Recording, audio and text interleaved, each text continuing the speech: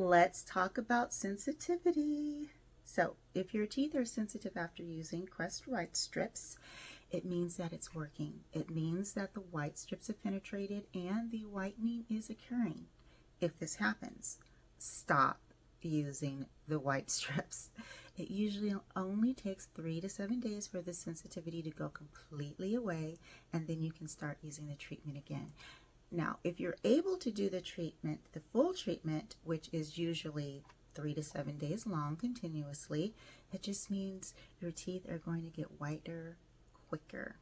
But if you have to stop and wait a week, you can still continue the treatment. It's just that your teeth will get whiter a little bit slower. But that is not a reason to stop the treatment completely. I have been using Crest Whitestrips for over 10 years, and the sensitivity has never lasted for more than a week.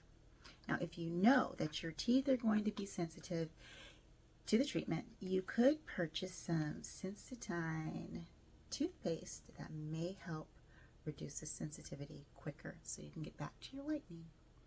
If you are experiencing gum sensitivity, just make sure you're applying the strips below the gum line, like right here. And if they're difficult to apply to the bottom teeth, try sucking out all the spit from that area first, or dab it dry before applying.